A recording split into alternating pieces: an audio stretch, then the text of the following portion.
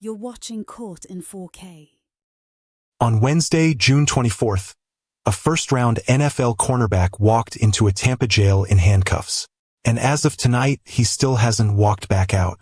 Terrion Arnold, 23 years old, a cornerback for the Detroit Lions, is facing 8 felony counts.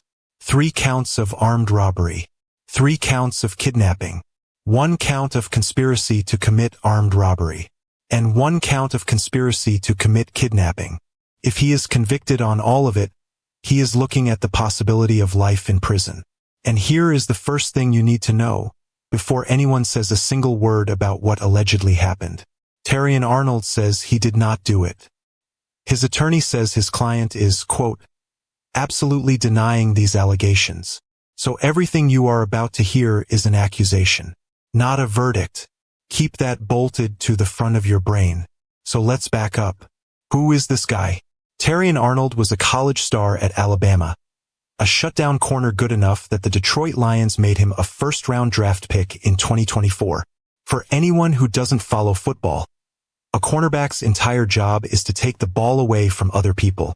Hold that thought, because the state's theory of this case is going to rhyme with it in a very uncomfortable way. By every public account, Arnold was a rising star. Big contract, bigger future, the kind of career that ends with a statue, not a mugshot.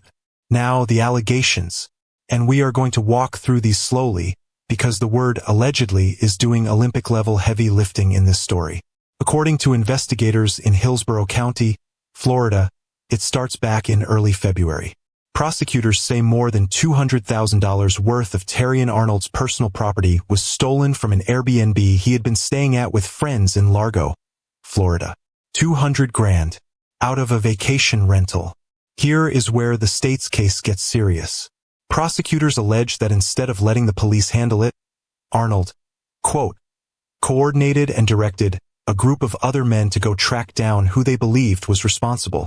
The allegation is that those men lured 3 victims to an apartment, where the 3 were held against their will and beaten. Armed robbery, kidnapping, and here is the twist that makes this whole thing even more tangled. According to investigators, the 3 men who were allegedly grabbed and beaten had nothing to do with the theft. The state says they got the wrong guys. Now, this is the part where a true crime channel usually piles on. We're not going to, because Terrion Arnold has not been convicted of anything, and his defense has a real argument. His lawyer points out that the government's case leans heavily on testimony from his co-defendants.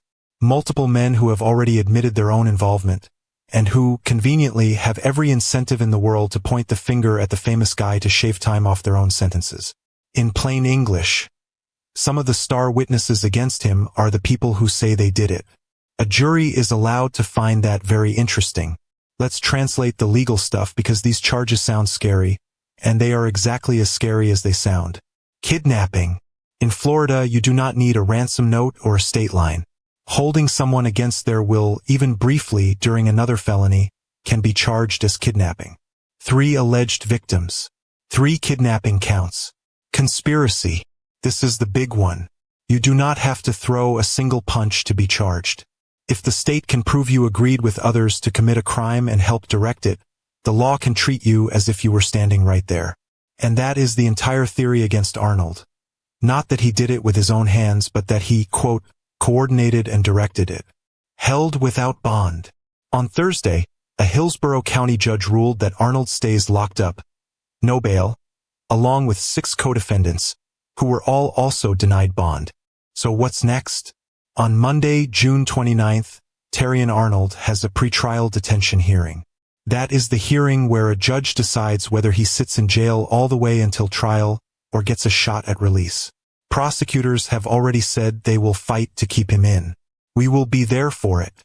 That is part 2. Because here is the honest truth about this one. We do not know how it ends. The man is presumed innocent.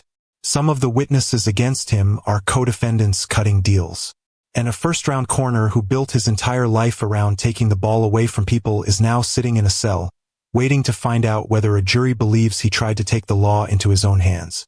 Every case, every charge, every update, we don't miss. Caught in 4K.